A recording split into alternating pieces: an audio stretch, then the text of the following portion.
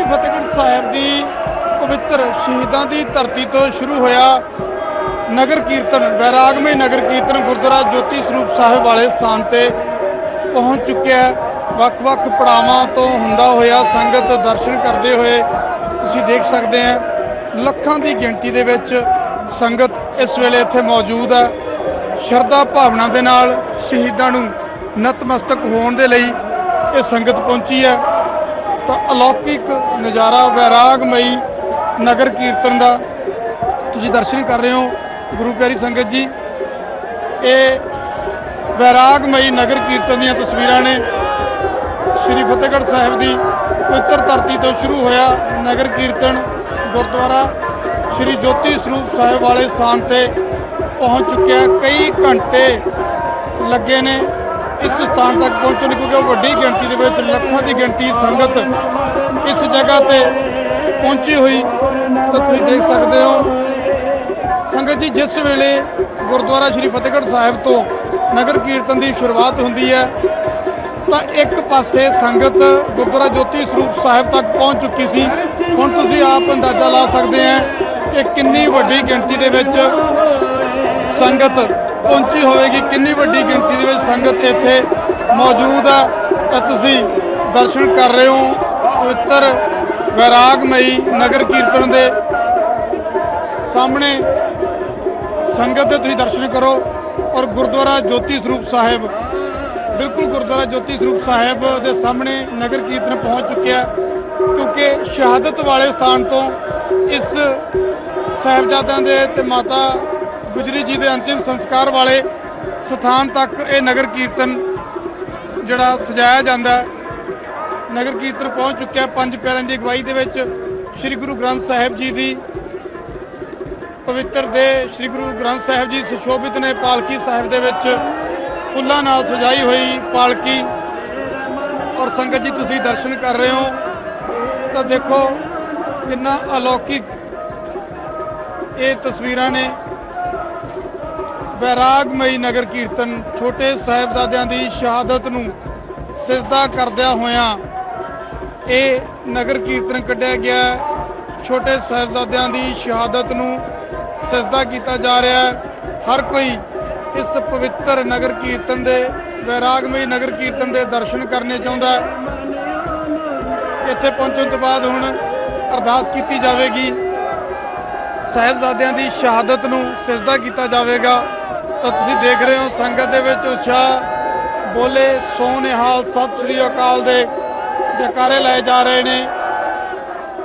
सारी संगत इस वेले गुरु दे चरणों दे विच ये तुसीं दर्शन कर रहे हो किस तरह फुल्लां की वर्खा की जा रही है, क्योंकि श्री गुरु ग्रंथ साहिब जी की पवित्र हजूरी है।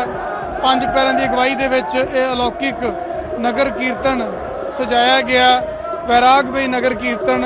हालांकि मर्यादा का बहुत ज़्यादा इस नगर कीर्तन के ध्यान रखा जाता है, क्योंकि सिख कौम लई वैरागमई सोगमई दिन ने।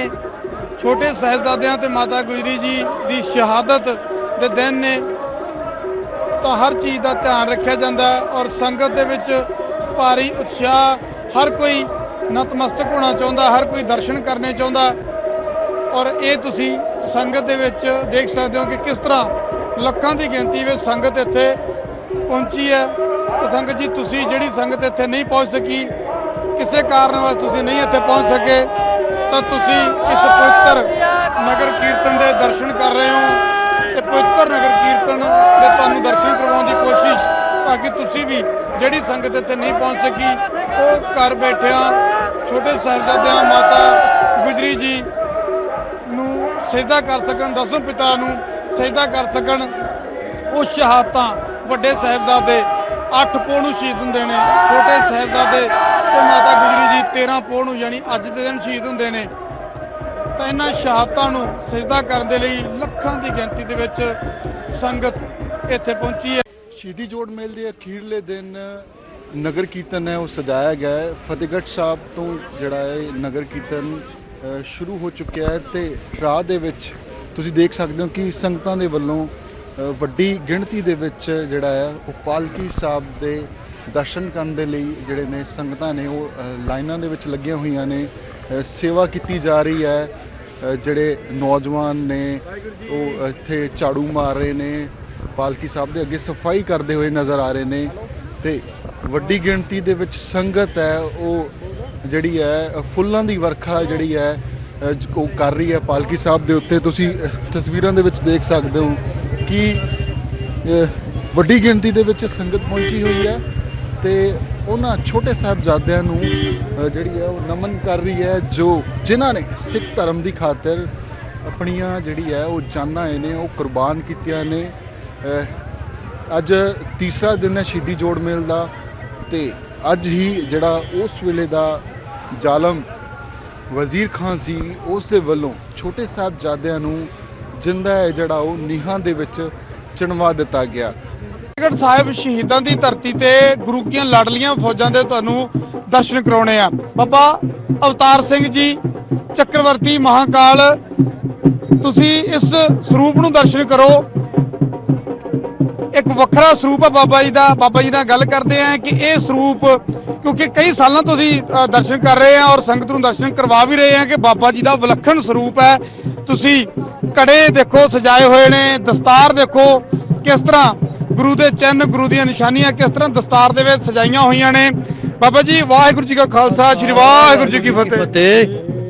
ਬਾਬਾ ਜੀ ਥੋੜਾ ਜਿਹਾ ਦੱਸੋ ਆਪਦੇ ਬਾਰੇ। ਇਹ ਜਿਹੜਾ ਸਰੂਪ ਹੈ ਕਦੋਂ ਤੋਂ ਸਜਾਇਆ ਹੋਇਆ ਹੈ ਔਰ ਕਿੰਨਾ ਸਮਾਂ ਲੱਗ ਜਾਂਦਾ ਤੁਹਾਨੂੰ ਇਸ ਪੂਰੇ ਸਰੂਪ ਦੇ ਵਿੱਚ ਆਉਣ ਨੂੰ?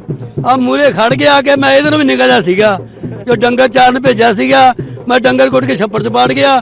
ਬਸ ਮੈਂ ਮੁੜ ਕੇ ਏਦਾਂ ਹੀ ਮੈਂ ਬਾਹਰ ਹੀ ਤੁਰਿਆ ਫਿਰਦਾ, ਵਿਚਰ ਕੇ ਪ੍ਰਚਾਰ ਕਰਦਾ ਹੌਲੀ ਹੌਲੀ ਛੋਟੀ ਜਿਹੀ ਦਸਤਾਰ, ਪਹਿਲਾਂ ਇਹਨਾਂ ਨੂੰ ਵੀ ਨਿੱਕੀ ਦਸਤਾਰ ਸੀ। ਪਹਿਲਾਂ ਮੈਂ ਕੇਸਕੀ ਥੱਲੇ 2-2.5 ਮੀਟਰ ਦੀ ਕੇਸਕੀ ਨੀਲੀ, ਉੱਪਰ ਚਿੱਟਾ ਦਮਾਲਾ 5 ਮੀਟਰ ਦਾ ਚਿੱਟਾ ਦਮਾਲਾ ਸਿਉਂਦਾ ਸੀ ਪਹਿਲਾਂ ਨਿੱਕਾ। ਫਿਰ ਹੌਲੀ ਹੌਲੀ ਜਿਵੇਂ ਮਹਾਰਾਜ ਕਿਰਪਾ ਕਰਦੇ ਮੈਂ 300 ਮੀਟਰ ਸਿਆਉਣ ਲੱਗ ਗਿਆ। ਜੋ 300 ਸਿਆਉਣ ਲੱਗ ਗਿਆ ਤੇ ਮੈਂ ਸੱਚਖੰਡ ਹਜ਼ੂਰ ਸਾਹਿਬ ਚਲੇ ਗਿਆ। 5 ਸਾਲ ਉੱਥੇ ਰਹਿਣਾ ਪਿਆ ਹਜ਼ੂਰ ਸਾਹਿਬ ਜਾ ਕੇ। ਬਾਅਦ 'ਚ ਫਿਰ 5 ਸਾਲਾਂ ਬਾਅਦ ਮੇਰੀ ਬੈਟਰੀ ਫੁੱਲ ਕਰਕੇ ਚਾਰਜ ਕਰਕੇ ਮਹਾਰਾਜ ਨੇ ਮੈਨੂੰ ਭੇਜਤਾ ਪੰਜਾਬ 'ਚ। ਤੇ ਮੁੜ ਕੇ ਮੈਂ ਜਦੋਂ ਪੰਜਾਬ 'ਚ ਆਇਆ ਤੇ ਕਾਦੀਆਂ ਪਿੰਡ ਦੇ ਲਾਗੇ ਧੰਨਾ ਚੀਮਾ ਪਿੰਡ ਹੈ, ਬਾਬਾ ਸ੍ਰੀ ਚੰਦਾ ਪਾਸਕ ਸੀਗਾ, ਬਾਬਾ ਬੂਰਾ। ਬਾਬੇ ਬੂਰੇ ਨੇ ਮੈਨੂੰ ਫੋਨ ਕੀਤਾ, ਬਾਬਾ ਜੀ ਤੁਸੀਂ ਕਿੱਥੇ ਹੋ? ਮੈਂ ਕਿਹਾ ਮੈਂ ਹਜ਼ੂਰ ਸਾਹਿਬ ਤੋਂ ਆ ਗਿਆ। ਕਹਿੰਦਾ ਹਜ਼ੂਰ ਸਾਹਿਬ ਗੁਰੂ ਗੋਬਿੰਦ ਸਿੰਘ ਮੇਰੇ ਕੋਲ ਆਇਆ ਹੋਇਆ ਵਾ ਵੀ ਅਵਤਾਰ ਸਿੰਘ ਨੂੰ ਬੁਲਾ ਤੇ ਮੈਂ ਦਮਾਲੇ ਨਵੇਂ ਦੇ ਕੇ ਉਹਨੇ ਹੇਮਕੁੰਟ ਸਾਹਿਬ ਭੇਜਣਾ। ਤੇ ਮੈਂ ਕਿਹਾ ਮਹਾਰਾਜ ਜੀ ਮੈਂ 350 ਮਿੰਟ ਤਾਂ ਪਹਿਲਾਂ ਸਿਆਈ ਫਿਰਦਾ। ਕਹਿੰਦਾ ਜਿੰਨੀ ਤੁਸੀਂ ਆ ਸਕਦਾ ਉਨੀ ਦਸਤਾਰ ਸਿਆ, ਮੈਂ ਤੈਨੂੰ ਬਜਾਜੀ ਦੁਕਾਨ ਤੇ ਲੈ ਕੇ ਜਾਣਾ। ਤੇ ਮੈਨੂੰ ਮਹਾਰਾਜ ਦੀ ਕਿਰਪਾ ਨਾਲ ਬਜਾਜ ਦੁਕਾਨ ਤੇ ਲੈ ਗਿਆ ਉੱਥੇ ਤੇ ਕਹਿੰਦਾ ਦਸਤਾਰ ਸਿਆਉਣੀ ਹੈ। ਕਹਿੰਦਾ ਅੱਗੇ ਤਾਂ ਇੰਨੀ ਬੜੀ ਪਹਿਲਾਂ ਦਸਤਾਰ ਸਿਆਈ, ਫਿਰ 350 ਮੀਟਰ ਹੋਰ ਸਿਆਈ ਜਾਂਦਾ। ਕਹਿੰਦੇ ਨੇ ਹੋਰ ਸਿਆਉਣੀ ਆ, ਕਿੰਨੇ ਪੈਸੇ ਲੈਣੇ ਆ?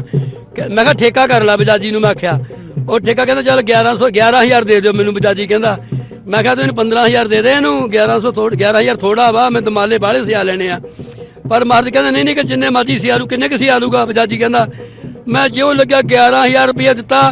ਮੈਂ 12 ਦੇ ਸਿਆ ਗਿਆ, 13, 14, 15, 20, 25, 50, 25, 26, 27, 28, 32, 32,000 ਤੱਕ ਦਸਤਾਰ ਮੈਂ ਸਿਆ ਗਿਆ। ਕਹਿੰਦਾ ਬਾਬਾ ਬਸ ਕਰ ਜਾ, ਮੇਰੀ ਦੁਕਾਨ ਹੀ ਵਿਹਲੀ ਕਰਤੀ ਜਾ ਕੇ। ਮੈਂ ਕਿਹਾ ਭਾਈ ਮਹਾਰਾਜ ਦੀ ਕਿਰਪਾ ਇਹਦੇ ਵਿੱਚ ਸ਼ੁਰੂ ਹੀ ਹੋਇਆ ਵਾ, ਇਹ ਗੁਰੂ ਸਾਹਿਬ ਦੀ ਕਿਰਪਾ, ਉਹੀ ਕਿਰਪਾ ਕਰਨ ਰਹੇ ਆ, ਉਹਦੀ ਬਖਸ਼ਿਸ਼ ਕਰ। ਕਿੰਨੇ ਮੀਟਰ ਦੀ ਦਸਤਾਰ ਇਸ ਵੇਲੇ ਸਜਾਈ ਹੋਈ ਬਾਬਾ ਜੀ? 645 ਮੀਟਰ ਦਮਾਲਾ ਅਸੀਂ ਸਿਆ ਲੈਣੇ। ਤੇ ਕਿੰਨਾ ਸਮਾਂ ਲੱਗ ਜਾਂਦਾ ਇਸ ਪੂਰੇ ਰੂਪ ਦੇ ਵਿੱਚ ਆਉਣ ਨੂੰ? ਅੱਜ ਤਾਂ ਅਸੀਂ ਲੇਟ ਹੋ ਗਏ, ਰੈਣ ਸਵਾਈ 'ਚ ਬਹਿ ਗਏ ਅਸੀਂ। ਅੰਮ੍ਰਿਤ ਵੇਲੇ 4 ਵਜੇ 5 ਵਜੇ ਸਮਾਪਤੀ ਕਰਨੀ ਆ, 5:30 6 ਵੱਜ ਗਏ। ਫਿਰ ਵੀ ਅਸੀਂ 6 ਵਜੇ ਦਮਾਲੇ ਅਸੀਂ ਵਧਾ ਕੇ 2 ਘੰਟੇ ਦਮਾਲੇ ਵਧਾਏ ਤੇ ਫਿਰ ਘੰਟਾ ਖੰਡ ਚੋਣਾਂ ਕਰਨੀਆਂ, ਇਸ਼ਨਾਨ ਕਰਨ, ਦਾਤਨ ਕਰਨੀ, ਫਿਰ ਤਿਆਰ ਹੋ ਕੇ ਫਿਰ ਵੀ ਸਾਨੂੰ 5 ਤੋਂ 6 ਘੰਟੇ ਲੱਗ ਗਏ ਸਾਨੂੰ। ਤਾਂ ਬਾਬਾ ਜੀ ਨੌਜਵਾਨਾਂ ਨੂੰ ਜਿਹੜੇ ਸੰਗਤ ਇੱਥੇ ਦਰਸ਼ਨ ਕਰਨ ਆਉਂਦੀ ਸ਼ਹੀਦਾਂ ਦੀ ਧਰਤੀ ਤੇ, ਕਈ ਵਾਰ ਕਿਤੇ ਨਾ ਕਿਤੇ ਅਣਜਾਣ ਬੱਚੀਆਂ ਕਤਾਈਆਂ ਵੀ ਹੋ ਜਾਂਦੀਆਂ, ਤਾਂ ਉਹਨਾਂ ਨੂੰ ਕੋਈ ਸਿੱਧੇ ਰਾਹ ਪਾਓ, ਕੋਈ ਸੁਨੇਹਾ ਦੇਣਾ ਚਾਹੋ ਕਿ ਸ਼ਹੀਦਾਂ ਦੀ ਧਰਤੀ ਤੇ ਜਦੋਂ ਆਉਣਾ ਹੈ ਤਾਂ ਇੱਥੇ ਨਤਮਸਤਕ ਹੋਣ ਲੱਗਿਆ ਜ਼ਿਹਨ ਦੇ ਵਿੱਚ, ਦਿਮਾਗ ਦੇ ਵਿੱਚ ਕੀ ਕੁਝ ਚਾਹੀਦਾ ਤੇ ਪਹਿਰਾਵੇ ਵਿੱਚ ਕੀ ਕੁਝ ਜ਼ਰੂਰੀ ਹੈ? ਇਹਨਾਂ ਨੂੰ ਸਾਰਿਆਂ ਨੂੰ ਪਤਾ ਹੀ ਆ, ਸਾਰੇ ਪੰਜਾਬੀ ਆ, ਸਿੱਖਾਂ ਦੇ ਮੁੰਡੇ ਆ, ਪਰ ਭਈਏ ਬਣੇ ਫਿਰਦੇ ਆ। ਇਹ ਕੇਸ ਬਣਾ ਕੇ ਦਮਾਲੇ ਲਾ ਕੇ ਕੜੇ ਲਾ ਕੇ ਹੋਰ ਹੀ ਕੜੇ ਪਾਈ ਫਿਰਦੇ ਆ। ਆ ਨਵੇਂ ਕੜੇ ਚੱਲ ਪਏ ਆ ਗੋਹੇ ਮਿੱਟੀ ਵਾਲੇ ਨਾਲ ਬਣੇ ਹੁੰਦੇ ਕੜੇ, ਜਿਹੜੇ ਖੜਕਾ ਹੁੰਦਾ ਹੀ ਨਹੀਂ। ਲੈ ਥੋੜੀ ਮਾਰੋ ਕੜਾ ਟੁੱਟ ਜਾਂਦਾ, ਉਹ ਕੜਾ ਥੋੜੇ ਹੁੰਦਾ ਕੋਈ, ਜਿਹੜੇ ਕੱਚੇ ਹੁੰਦੇ ਘੜੇ।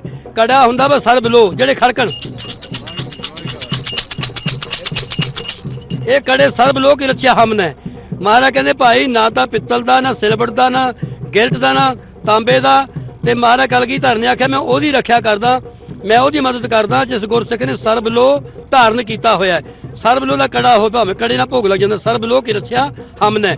ਮਹਾਰਾਜ ਕਹਿੰਦੇ ਮੈਂ ਮਦਦ ਕਰਦਾ ਭਾਈ ਗੁਰਸਿੱਖੋ, ਤੁਸੀਂ ਕੜਾ ਹੀ ਧਾਰਨ ਕਰ ਲਓ, ਬਾਂਦਰ ਕੱਛੇ ਲਾ ਲਓ। ਮੈਂ ਇਹਨਾਂ ਨੂੰ ਵੀ ਬੇਨਤੀ ਕਰੂੰਗਾ ਬਈ ਇਹ ਬਾਂਦਰ ਕੱਛੇ ਦੀ ਬ੍ਰੇਕ ਨਹੀਂ ਹੈਗੀ। ਬ੍ਰੇਕ ਕਿਹਦੀ ਆ? ਬ੍ਰੇਕ ਹੈਗਾ ਜਪ ਤਪ ਜਤ ਸਾਦਾ ਕਛਹਿਰਾ। ਗੁਰੂ ਕਲਗੀਧਰ ਸਾਨੂੰ ਬਖਸ਼ਿਸ਼ ਕੀਤਾ ਵਾ, ਇਹ ਕਛਹਿਰੇ ਧਾਰਨ ਕਰੋ। ਅੰਮ੍ਰਿਤ ਭਾਵੇਂ ਠਹਿਰ ਕੇ ਛਕ ਲਿਓ, ਪਰ ਕਛਹਿਰੇ ਪਾ ਲਓ, ਕੜੇ ਪਾ ਲਓ, ਗਾਤਰੇ ਪਾ ਲਓ, ਕੜੇ ਪਾ ਲਓ, ਕੇਸਕੀਆਂ ਸਿਆ ਲਓ, ਕੇਸ ਰੱਖ ਲਓ, ਜੋ ਜੂੜਾ ਤੁਹਾਡਾ ਭਰਮਾ ਹੋ ਜਾਊਗਾ, ਉਦੋਂ ਅੰਮ੍ਰਿਤ ਛਕ ਲਿਓ। ਸ਼੍ਰੀ ਗੁਰੂ ਗੋਬਿੰਦ ਸਿੰਘ ਜੀ ਦੇ ਛੋਟੇ ਸਾਹਿਬਜ਼ਾਦੇ ਅਤੇ ਮਾਤਾ ਗੁਜਰੀ ਜੀ ਦੀ ਲਾਸਾਨੀ ਸ਼ਹਾਦਤ ਨੂੰ ਸਮਰਪਿਤ ਸ਼ਹੀਦ ਜੋੜ ਮੇਲ ਫਤਿਹਗੜ੍ਹ ਸਾਹਿਬ ਦੇ ਵਿੱਚ ਚੱਲ ਰਿਹਾ ਹੈ ਅਤੇ ਇਸ ਦੌਰਾਨ ਜਿੱਥੇ ਵੱਖ-ਵੱਖ ਲੰਗਰ ਲੱਗੇ ਨੇ ਤੇ ਵੱਖ-ਵੱਖ ਪ੍ਰਦਰਸ਼ਨੀਆਂ ਲੱਗੀਆਂ ਹੋਈਆਂ ਨੇ, ਅਸੀਂ ਇੱਕ ਤੁਹਾਨੂੰ ਪ੍ਰਦਰਸ਼ਨੀ ਅਜਿਹੀ ਦਿਖਾਉਣ ਜਾ ਰਹੇ ਹਾਂ ਜਿੱਥੇ ਕਿ ਪੇਂਟਿੰਗ ਦੇ ਰਾਹੀਂ ਇੱਕ ਸੁਨੇਹਾ ਦਿੱਤਾ ਜਾ ਰਿਹਾ ਹੈ। ਇਹ ਤੁਸੀਂ ਦੇਖ ਸਕਦੇ ਹੋ, ਪੇਂਟਿੰਗਸ ਜਿਹੜੀਆਂ ਹੈ ਸਿੱਖੀ ਨਾਲ ਜੋੜ ਰਹੀਆਂ ਨੇ, ਰੂਹਾਨੀਅਤ ਦਾ ਸੁਨੇਹਾ ਦੇ ਰਹੀਆਂ ਨੇ। ਉਹ ਪੇਂਟਿੰਗ ਅਸੀਂ ਤੁਹਾਨੂੰ ਦਿਖਾਉਣ ਜਾ ਰਹੇ ਹਾਂ। ਇਹ ਪੇਂਟਿੰਗ ਦੀ ਪ੍ਰਦਰਸ਼ਨੀ ਲੱਗੀ ਹੋਈ ਹੈ ਫਤਿਹਗੜ੍ਹ ਸਾਹਿਬ ਦੇ ਵਿੱਚ, ਜਿੱਥੇ ਸ਼ਹੀਦ ਜੋੜ ਮੇਲ ਦੇ ਦੌਰਾਨ ਲੋਕੀ ਸ਼ਹੀਦਾਂ ਨੂੰ ਨਮਨ ਕਰਨ ਪਹੁੰਚਦੇ ਨੇ, ਉੱਥੇ ਹੀ ਇਹ ਪੇਂਟਿੰਗ ਦੀ ਪ੍ਰਦਰਸ਼ਨੀ ਲੱਗੀ ਹੋਈ ਹੈ। ਇਹ ਤੁਹਾਨੂੰ ਅਸੀਂ ਦਿਖਾ ਰਹੇ ਹਾਂ ਪੇਂਟਿੰਗਸ। ਗੁਰੂ ਗੋਬਿੰਦ ਸਿੰਘ ਜੀ ਦੀ ਪੇਂਟਿੰਗ ਬਣੀ ਹੋਈ ਹੈ, ਅਲੱਗ-ਅਲੱਗ ਤਰੀਕੇ ਦੇ ਵੱਖ-ਵੱਖ ਦ੍ਰਿਸ਼ ਦਿਖਾਉਂਦੀ ਹੈ ਪੇਂਟਿੰਗ ਹੈ। ਇਸ ਦੇ ਜਿਹੜੇ ਆਰਟਿਸਟ ਹੈ ਉਹ ਵੀ ਅਸੀਂ ਤੁਹਾਨੂੰ ਉਹਨਾਂ ਨਾਲ ਵੀ ਗੱਲਬਾਤ ਕਰਾਵਾਂਗੇ ਤੇ ਉਹਨਾਂ ਨਾਲ ਵੀ ਗੱਲ ਕਰਾਉਂਦੇ ਤੇ ਨਾਲ ਉਹਨਾਂ ਤੋਂ ਪੁੱਛਦੇ ਹਾਂ ਵੀ ਕਿਸ ਤਰੀਕੇ ਦੀ ਪੇਂਟਿੰਗਸ ਉਹਨਾਂ ਨੇ ਬਣਾਈ ਹੈ। ਕਿਆ ਨਾਮ ਹੈ ਤੁਹਾਡਾ? ਮੇਰਾ ਨਾਮ ਹਰਪਿੰਦਰ ਕੌਰ ਹੈ ਤੇ ਮੈਂ as a shagun art work ਕਰਦੀ ਹਾਂ। ਤੇ ਜਿਹੜੀ ਤੁਸੀਂ ਪੇਂਟਿੰਗਸ ਬਣਾਈਆਂ ਹੋਈਆਂ, ਕੀ ਮੈਸੇਜ ਦੇਣਾ ਚਾਹੁੰਦੇ ਹੋ ਪੇਂਟਿੰਗਸ ਦੇ ਰਾਹੀਂ?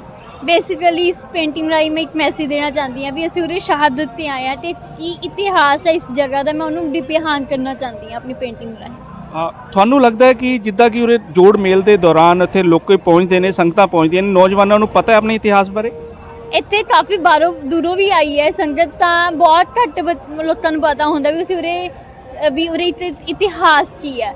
ਤਾਂ ਮਤਲਬ ਮੇਰਾ ਉਹੀ ਮੈਸੇਜ ਹੈ ਵੀ ਮੈਂ ਉਹਨਾਂ ਨੂੰ ਦੱਸਾਂ ਵੀ ਉਰੇ ਇਤਿਹਾਸ ਕੀ ਹੈ, ਕਿਉਂਕਿ ਉਰੇ ਇੱਕ ਐਜ਼ ਅ ਮੇਲਾ ਵੀ ਲੋਕ ਲੈ ਕੇ ਚੱਲਦੇ ਨੇ। ਤਾਂ ਮੈਂ ਇਹ ਬੇਨਤੀ ਕਰਨਾ ਚਾਹੁੰਦੀ ਹਾਂ ਸਾਰਿਆਂ ਨੂੰ ਵੀ ਇਹ ਇੱਕ ਮੇਲਾ ਨਹੀਂ, ਇੱਕ ਸ਼ਹੀਦੀ ਸਭਾ ਹੈ, ਠੀਕ ਹੈ। ਤਾਂ ਆਪਾਂ ਨੂੰ ਉਹ ਸੋਚ ਕੇ ਉਰੇ ਨਮਸਤਕ ਹੋਣਾ ਚਾਹੀਦਾ ਹੈ। ਤੇ ਕਦੋਂ ਤੋਂ ਤੁਸੀਂ ਐਗਜ਼ੀਬਿਸ਼ਨ ਲਗਾ ਰਹੇ ਹੋ ਸ਼ਹੀਦ ਜੋੜ ਮੇਲ ਦੌਰਾਨ? ਮੈਂ ਪਿਛਲੇ 8 ਸਾਲਾਂ ਤੋਂ ਕੰਟੀਨਿਊ ਐਗਜ਼ੀਬਿਸ਼ਨ ਲਗਾਉਂਦੀ ਆ ਰਹੀ ਹਾਂ। ਇਹ ਮੇਰਾ 9ਵਾਂ ਸਾਲ ਹੈ ਤੇ ਮੈਂ ਮਤਲਬ ਹਰ ਐਗਜ਼ੀਬਿਸ਼ਨ ਦੇ ਵਿੱਚ ਮੈਂ ਬਹੁਤ ਸਾਰੀ ਸੰਗਤ ਦੇਖਦੀ ਹਾਂ, ਜਿਹੜੀ ਉਰੇ ਆ ਕੇ ਕਈ ਵਾਰ ਪੇਂਟਿੰਗਸ ਦੇ ਅੱਗੇ ਰੋ ਵੀ ਪੈਂਦੀਆਂ ਨੇ ਕਿਉਂਕਿ ਉਹਨਾਂ ਨੂੰ ਮਤਲਬ ਪਤਾ ਲੱਗਦਾ ਜਦੋਂ ਵੀ ਇਹ ਇਤਿਹਾਸ ਹੈ। ਤਾਂ ਮੈਨੂੰ ਬਹੁਤ ਮਤਲਬ ਹੌਸਲਾ ਜਿਹਾ ਮਿਲਦਾ ਵੀ ਹਾਂ ਮੇਰੀ ਜਿਹੜੀ ਇੱਕ ਮੋਟਿਵ ਹੈ ਨਾ ਵੀ ਅਹਿਸਾਸ ਉਸ ਵੇਲੇ ਦਾ ਕਿੱਥੇ ਕਿਤੇ ਥੋੜ੍ਹਾ ਥੋੜ੍ਹਾ ਇੱਕ ਤਿੰਕੇ ਵਾਲਾ ਵੀ ਉਹ ਸਕਸੈਸ ਹੋ ਰਿਹਾ, ਮੈਂ ਇਸ ਗੱਲ 'ਚ ਬਹੁਤ ਖੁਸ਼ੀ ਹੁੰਦੀ ਹੈ। ਕਿੱਥੇ ਦੇ ਰਹਿਣ ਵਾਲੇ ਹੋ ਤੁਸੀਂ ਤੇ ਕੀ ਸਟੱਡੀ ਤੁਹਾਡੀ? ਮੈਂ ਸਰਹੰਦ ਸ਼੍ਰੀ ਫਤਿਹਗੜ੍ਹ ਸਾਹਿਬ ਦੀ ਰਹਿਣ ਵਾਲੀ ਹਾਂ ਤੇ ਮੇਰੀ ਕੁਆਲੀਫਿਕੇਸ਼ਨ ਮਾਸਟਰਸ ਇਨ ਫਾਈਨ ਆਰਟ ਹੈ। ਫਰਦਰ ਤੁਸੀਂ ਕੀ ਕਰਨਾ ਚਾਹੁੰਦੇ ਹੋ? ਮੈਂ ਫਰਦਰ ਹੁਣ ਇੱਕ ਇੰਟਰਨੈਸ਼ਨਲ ਐਗਜ਼ੀਬਿਸ਼ਨ ਦੀ ਤਿਆਰੀ ਕਰਨਾ ਚਾਹੂੰਗੀ ਵੀ ਮੈਨੂੰ ਕੋਈ ਮੌਕਾ ਮਿਲੇ ਮੈਂ ਆਪਣੇ ਇੰਡੀਆ ਤੋਂ ਵੀ ਬਾਹਰ, ਤੇ ਮੈਂ ਇੰਡੀਆ ਵਿੱਚ ਵੀ ਕਾਫੀ ਵਰਕ ਕੀਤਾ ਹੈ, as a world record artist ਵੀ ਹਾਂ। ਤੇ ਹੁਣ ਮੇਰਾ ਨੈਕਸਟ ਇਹੀ ਪਲੈਨਿੰਗ ਹੈ ਵੀ ਮੈਂ ਇੱਕ ਇੰਟਰਨੈਸ਼ਨਲ ਐਗਜ਼ੀਬਿਸ਼ਨ ਲਗਾਵਾਂ ਤਾਂ ਜੋ ਕੁਛ ਚੀਜ਼ਾਂ ਐਵੇਂ ਜਿਹੇ ਐਲੀਮੈਂਟਸ ਐਡ ਔਨ ਵੀ ਕਰ ਸਕਾਂ ਤੇ ਉਹਨਾਂ ਨੂੰ ਵੀ ਦੱਸਿਆ ਜਾਵੇ ਵੀ ਹਾਂ ਵੀ ਅਸੀਂ ਇਸ ਇਤਿਹਾਸ ਤੋਂ ਬਿਲੋਂਗ ਕਰਦੇ ਹਾਂ। ਜਿੱਦਾਂ ਤੁਸੀਂ ਸਾਹਿਬਜ਼ਾਦਿਆਂ ਦੇ ਇਤਿਹਾਸ ਨੂੰ ਦਿਖਾਉਣਾ ਚਾਹੁੰਦੇ ਹੋ ਜਾਂ ਉਸ ਨੂੰ ਪ੍ਰਮੋਟ ਵੀ ਕਰਦੇ ਹੋ ਔਰ ਨੌਜਵਾਨ ਪੀੜ੍ਹੀ ਨੂੰ ਸੇਧ ਵੀ ਦੇ ਰਹੇ ਹੋ, ਐਸਜੀਪੀਸੀ ਵੱਲੋਂ ਕਦੇ ਤੁਹਾਨੂੰ ਸਪੋਰਟ ਮਿਲੀ ਕਿਤੇ? ਮੈਨੂੰ ਲੱਗਦਾ ਸ਼ਾਇਦ ਉਹਨਾਂ ਤੱਕ ਹਲੇ ਇਨਫੋਰਮੇਸ਼ਨ ਨਹੀਂ ਗਈ ਕਿਉਂਕਿ ਉਹਨਾਂ ਦਾ ਹਲੇ ਤੱਕ ਕੋਈ ਕਨੈਕਸ਼ਨ ਨਹੀਂ ਹੋਇਆ।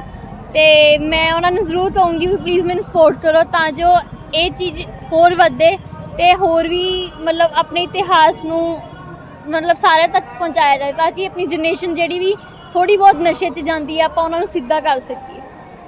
ਤੇ ਇੱਕ ਪੇਂਟਿੰਗ ਬਣਾਉਣ ਨੂੰ ਕਿੰਨਾ ਟਾਈਮ ਲੱਗਦਾ? ਇਹ ਪੇਂਟਿੰਗ ਦੇ ਉੱਪਰ ਹੁੰਦਾ, ਕਈ ਵਾਰ ਪੇਂਟਿੰਗ ਬਣਾਉਂਦੇ ਸਾਲ ਵੀ ਨਿਕਲ ਜਾਂਦੇ ਨੇ, ਕਈ ਵਾਰ ਕੁਝ ਮਹੀਨਿਆਂ 'ਚ ਪੂਰੀ ਹੋ ਜਾਂਦੀ ਹੈ, ਕੁਝ ਦਿਨਾਂ 'ਚ ਵੀ ਹੋ ਜਾਂਦੀ ਹੈ। ਇਹ ਤਾਂ ਪੇਂਟਿੰਗ ਦੇ ਉੱਪਰ ਡਿਪੈਂਡ ਹੈ ਕਿ ਉਹਦਾ ਥੀਮ ਕੀ ਹੈ ਕਿ ਅਸੀਂ ਉਹਨੂੰ ਕਿੰਨਾ ਗਹਿਰਾਈ ਤੱਕ ਲੈ ਕੇ ਜਾ ਰਹੇ ਹਾਂ, ਕਿ ਉਹਦੇ ਉੱਪਰ ਲੇਅਰ ਟੂ ਲੇਅਰ ਵਰਕ ਕਰ ਰਹੇ ਹਾਂ ਜਾਂ ਸਿੰਗਲ ਵਰਕ ਕਰ ਰਹੇ ਹਾਂ। ਇਹ ਹਮੇਸ਼ਾ ਪੇਂਟਿੰਗ ਦੇ ਉੱਪਰ ਡਿਪੈਂਡ ਹੁੰਦਾ। ਕਿਸ ਤਰ੍ਹਾਂ ਦਾ ਕੰਮ ਤੁਸੀਂ ਕਰਦੇ ਹੋ ਤੇ ਕਿੱਦਾਂ ਪਸੰਦ ਕਰਦੇ ਹੋ? ਮੈਂ ਬੇਸਿਕਲੀ ਇਮੈਜੀਨੇਸ਼ਨ ਵਰਕ ਜ਼ਿਆਦਾ ਕਰਦੀ ਹਾਂ ਜਿਸ 'ਚ ਅਹਿਸਾਸ ਸਾਹਮਣੇ ਹੋਣ, ਕਿਉਂਕਿ ਮੈਨੂੰ ਐਵੇਂ ਲੱਗਦਾ ਜਦੋਂ ਮੈਂ ਅਹਿਸਾਸ ਦੇ ਉੱਪਰ ਕੰਮ ਕਰਦੀ ਹਾਂ ਨਾ ਤਾਂ ਮੈਂ ਆਪਣੇ ਆਪ ਨਾਲ ਗੱਲਾਂ ਕਰ ਰਹੀ ਹੁੰਦੀ ਹਾਂ, ਆਪਣੇ ਹੀ ਇੱਕ ਵਿਚਾਰਾਂ ਨਾਲ ਗੱਲਾਂ ਕਰਦੀ ਹਾਂ ਤੇ ਮੈਨੂੰ ਲੱਗਦਾ ਉਹ ਫਿਰ ਜਦੋਂ ਬਣਦੀ ਹੈ ਤਾਂ ਕੁਛ ਨਵਾਂ ਰੂਪ ਬਣ ਜਾਂਦਾ।